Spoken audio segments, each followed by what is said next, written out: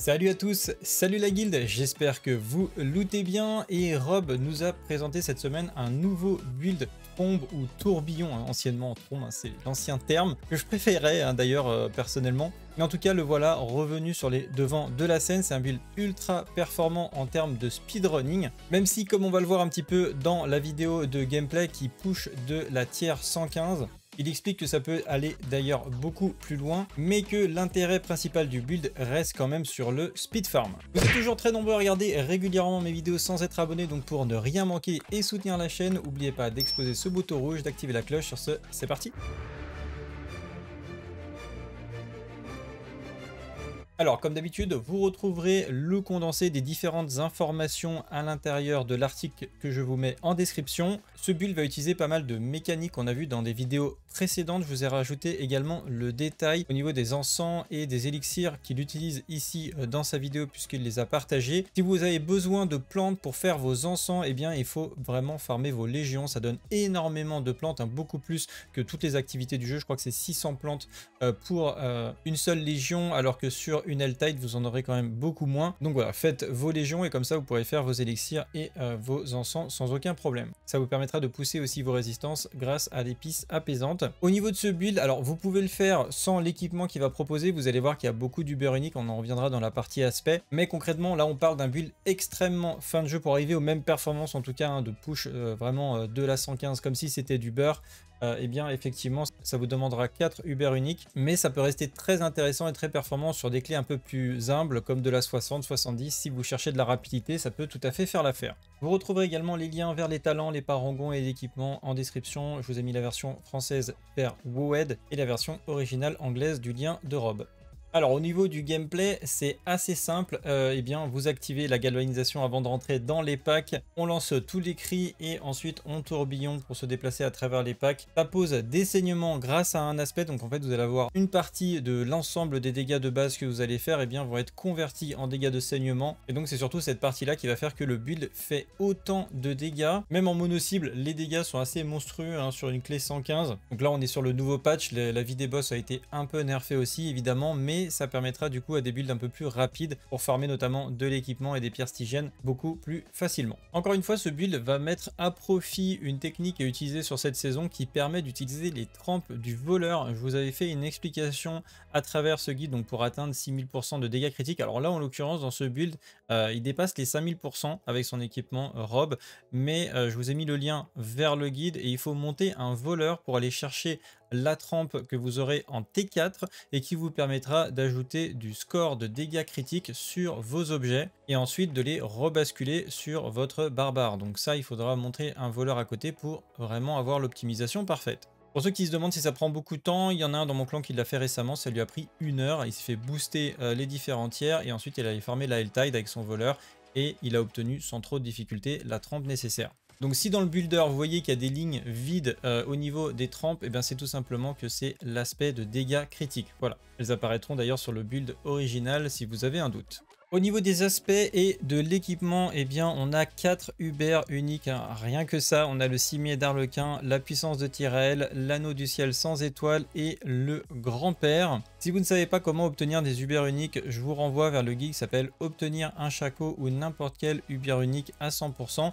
Alors c'est une méthode qui consiste à faire des rerolls pour remonter encore et encore la réputation loup de fer. Donc oui, on parle d'un énorme farming pour obtenir ce genre d'équipement et de tuer pas mal d'Uber boss pour pouvoir soit récupérer tout simplement directement les bons uniques ou alors les convertir en étincelles pour essayer de crafter les bons. En général, si vous farmez un petit peu d'Uber boss, vous avez pas mal de chances de choper un des 4 et ensuite il faudra évidemment crafter celui ou ceux qui vous manquent. Donc je disais, au niveau des Uber uniques, on a le cimier d'Arlequin qui va apporter des points de vie, du CDR, de la réduction de dégâts et des rangs à toutes les compétences. C'est évidemment un des meilleurs Uber uniques, en particulier pour gagner des dégâts. Donc ça veut dire qu'il n'est pas essentiel pour le fonctionnement du build, mais il est essentiel pour gagner énormément de dégâts et avancer, on va dire, dans votre progression. Donc ça, c'est un truc que vous pouvez noter, c'est qu'en fait, dans l'ensemble du build, tous les Uber uniques vont apporter soit de la survie, soit des dégâts, mais en aucun cas, ils sont indispensables pour que le build fonctionne fonctionne, c'est-à-dire que vous pouvez le faire fonctionner, c'est juste que vous ferez beaucoup moins mal que si vous avez tous ces Uber uniques. La puissance de Tyrell qui va apporter énormément de résistance aux différents éléments et avec un proc dégâts qui fait beaucoup plus de dégâts d'ailleurs depuis le dernier patch. L'anneau du ciel sans étoile qui apporte son propre coefficient multiplicateur de dégâts et avec des très bonnes stats passives également. Et le grand-père qui va avoir un intérêt assez insane en démultiplication de dégâts puisqu'il rajoute un coefficient multiplicateur sur les dégâts critiques et comme vous le savez et que je l'ai expliqué, eh bien vous allez avoir énormément de pièces d'équipement sur lesquelles vous allez utiliser la statistique voleur dégâts critiques augmentée. Et là, comme on peut le voir dans la vidéo de Rob, eh bien il est à plus de 5003% de dégâts critiques augmentés, donc c'est assez monstrueux. Pour faire simple, il n'aurait pas le grand-père, et bien cette statistique serait divisée par 2, donc qui devrait être normalement à 2500. Ensuite sur vos gants, vous allez prendre l'aspect des éléments qui va augmenter vos dégâts de manière périodique. Sur les jambières, on va prendre l'aspect de défense de fer avec la galvanisation qui vous rend inarrêtable. Sur les bottes, vous avez l'aspect du berserker implacable qui va augmenter votre durée de rage de berserk, donc tout simplement quand vous allez faire des tourbillons, ça va augmenter votre durée de berserk.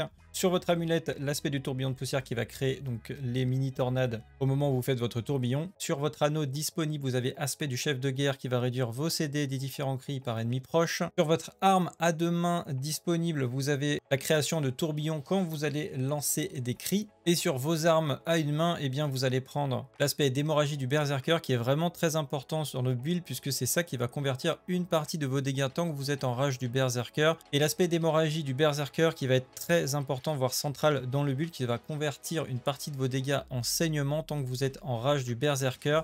Et enfin aspect diabolique qui va également générer des tourbillons de poussière tous les 100 de fureur que vous générez. Comme je disais tout à l'heure, il y a des statistiques qui n'apparaissent pas dans le build en français. Vous avez des chances de coups critiques qui ont été rajoutées via la trempe rogue sur l'amulette, sur toutes les armes, sauf évidemment le grand-père. Et aussi également, on note qu'il essaye toujours de focus le Greater Affix sur les chances de coups critiques, que ce soit sur les gants et les anneaux. Essayez au maximum d'avoir le Greater Affix sur les chances de coups critiques. Au niveau des compétences, la compétence de base n'importe peu. Bon, vous pouvez mettre écorchement ou fente en fonction de ce que vous voulez, peut-être pour le leveling. Là, je préférerais la fente, moi, pour le leveling, ça vous donnera plus de mobilité. Avec un point d'enfante renforcé, c'est juste pour pouvoir passer au palier suivant. Ensuite, on prend tourbillon avec un point, tourbillon renforcé et tourbillon furieux. On met un point dans le passif point de pression. Au troisième palier, on prend présence imposante 3/3, vigueur martiale 3/3, un point dans cri de ralliement, un point dans cri de ralliement renforcé et cri de ralliement tactique. Ensuite, on prend galvanisation et on va chercher l'amélioration ultime galvanisation tactique. Ensuite, on prend le cri provocateur et l'amélioration cri provocateur tactique. Ensuite, au palier suivant, on prend cri de guerre avec cri de guerre énergétique.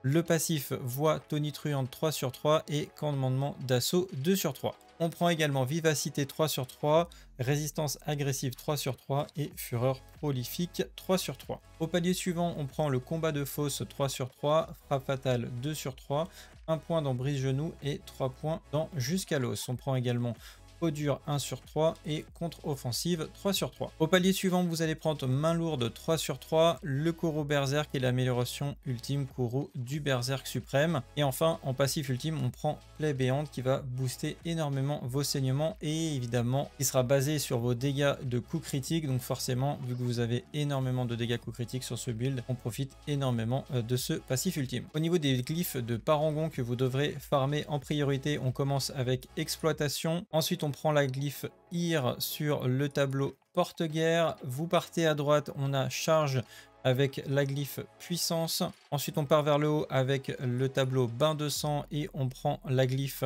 mobilisation. Ensuite, on part à droite, on prend le tableau décimation et on prend la glyphe tourbillon. On revient au plateau central porte-guerre et on part sur la gauche et on prend le plateau brisos et la glyphe colère. Et enfin, on finit avec le plateau saigné où on va prendre le nœud légendaire saigné, également très important. Voilà, et vous avez tous les éléments pour pouvoir réaliser ce build à la maison. Comme toujours, n'hésitez pas de nous rejoindre sur le Discord, que ce soit pour chercher du monde pour faire vos invocations ou tout simplement jouer. J'ai également rajouté un canal pour le trading parce que Diablo.trade souvent il est HS, donc pas mal de gens m'ont demandé de créer des canaux pour faire du trading, donc je vais les rajouter et les préparer. On va faire une petite version bêta et préparer ça pour la prochaine saison. En tout cas, n'hésitez pas de rejoindre le Discord, vous verrez, il y a pas mal de monde. Pour ma part, c'est tout pour aujourd'hui. Si la vidéo vous a plu, likez et partagez. On se retrouve dans la prochaine. Salut à tous, c'est le Egil. Ciao, bye.